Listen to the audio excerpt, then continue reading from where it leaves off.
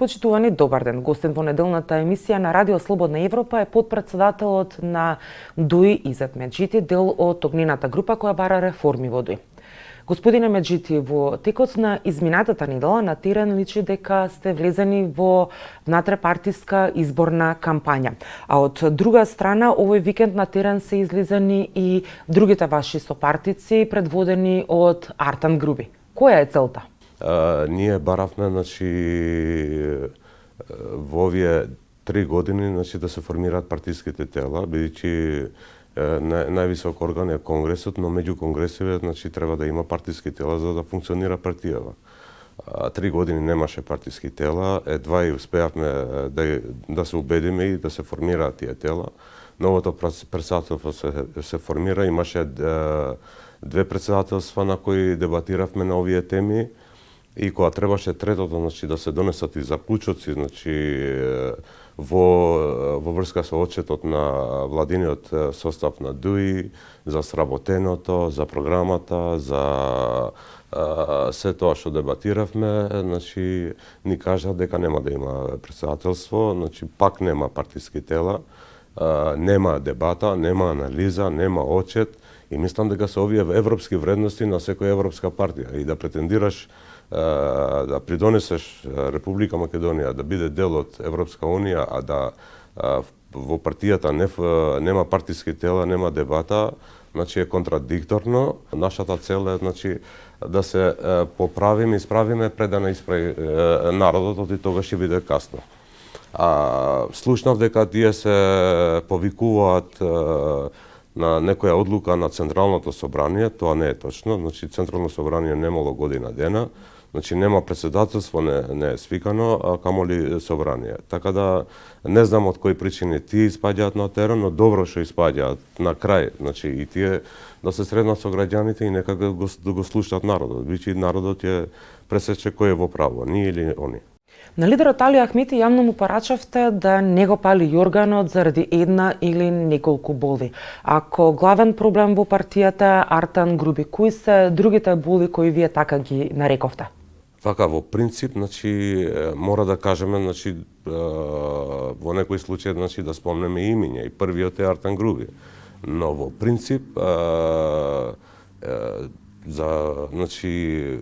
речи се, со некој исклучок, владиниот состав на ДУИ ниту испадна на терен да собира гласови 2020 година, ни имаат поминато, имаат земено мандат од народот.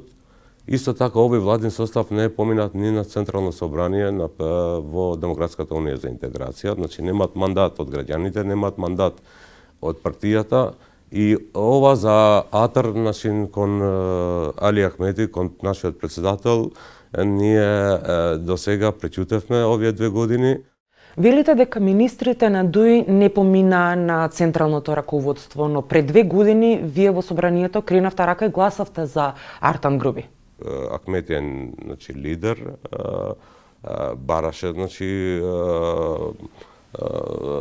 да помина за негов атар, по негово убедување, и затоа ние ги оставивме овие 2 години, но барем тие да ги искористи овие 2 години да сработат нешто. Иако се без легитимитет, иако немаат испаднато на терен да се мерат, да носат гласови, и заради стратешките прашања, политичката состојба во која беше Република Македонија, имаше предизвици, како влез во НАТО, па сега интегративниот процес кон Европска Унија, заради овие причини.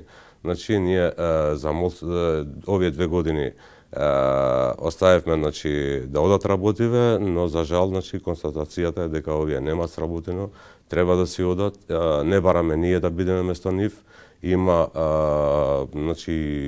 жени, мажи, деца кои што растеле во ДУИ, кои што се образовани, кои што може да се соочат со предизвиците, кои што го знаат духот на Демократската унија за интеграција и можат многу поуспешно да се справат со овие предизвици.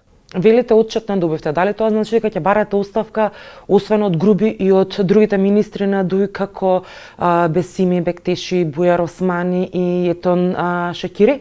Целиот состав потврлува. Но најголемата одговорност, нормално, како што знае да се фали, треба и одговорност да преземе, тоа е господинот Груби. Што најмногу ви пречи кај Груби за кој во јавноста се добива впечаток дека е десна рака на Али Ахмети? Мене не ми пречи.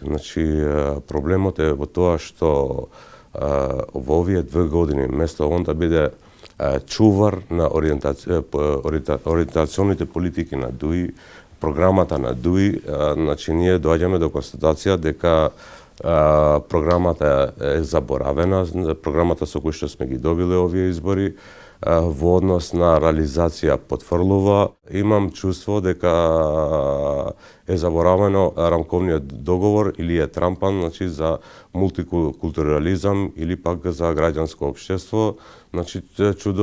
Чудно е што од многу близок до поранешната влада Груевски сега испаѓа дека пак многу близок до концептот на ова другата влада.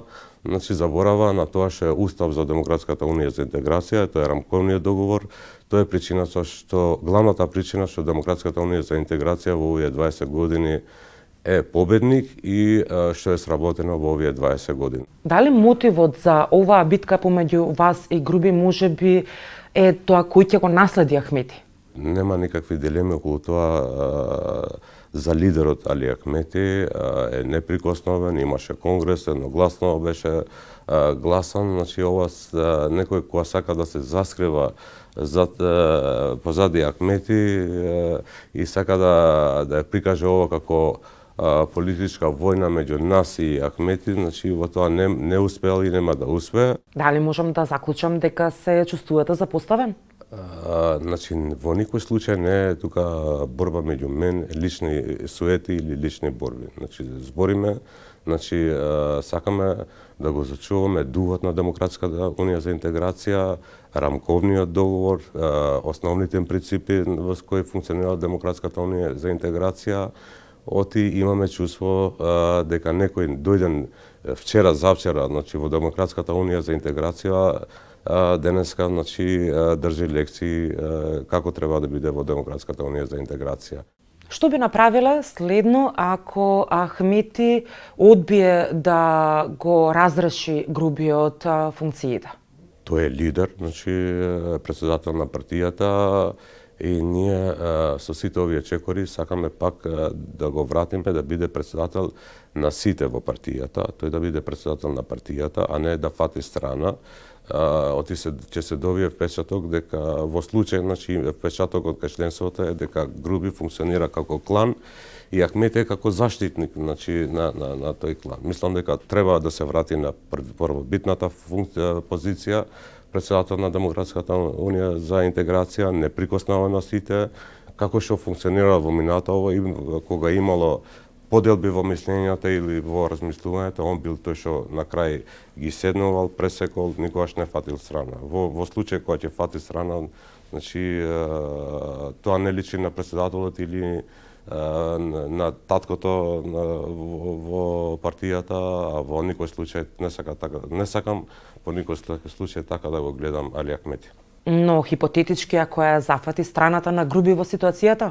Не сакам ни да размислувам дека не, првобитно нека фати страна, но врз основа на аргументи, врз основа на сработено, врз основа на програмата на ДУИ. Ако не убеди во тоа е, ние сме отворени за дебата. На крај крајот тоа ќе се реши на маса, но во никој случај на ваков начин. Со внатрешпартиската битка може да се загрози и коалицијата. Дали тоа ќе значи можност за нови избори наскоро? Така, во принцип, ние треба прво да си го гледаме нашиот двор. Евидентно е дека кај што овие беа шефови на штабови, беа губитници на локални избори и ние веќе Полошкиот регион го имаме изгубено. Тетово, Гостивар, Желино, Врапчиште и ред други општини, а тоа е многу битно за наредни избори. Има поврзаност меѓу локалните и парламентарните избори. За волја на вистината, кај што не беа тие вклучени, значи победивме. Сарајча, Липково, и Струга. Прво ова, значи битно. Второ е последната анкета од ИРИ, која што е релевантна и не може да испорача некоја политичка партија. Тоа е Американски институт. За прв пат во историјата, значи во овие 20 години, опозицијата е на ДУИ. Значи тие заедно имаат 9 до 10%, ДУИ има 7%. Значи ова е алармантно и на ова, значи гледам прво на Демократската унија за интеграција. Значи затоа и ние го дигаме алармот за промени, за да се исправиме пред да не исправи народот. Стратешката ориентација на владата на Република Македонија, токму во овој случај огнените, иако не сме огнените, мислам дека бевме еден од клучните фактори и тогаш кога ДУИ требаше да се отцепи од Груевски, да се ориентира, значи, за нова коалиција со Зоран Заев, да се промени името, да бидеме дел од НАТО, значи и тогаш случајно или не дебатата внатре беше про и контра јас и овие двајца, Артан Груби и Бујар Османи. Овие беа последни војници на Никола Груевски. За волја на вистината, значи денеска Македонија е Северна Македонија, членка на НАТО и добро ориентирана.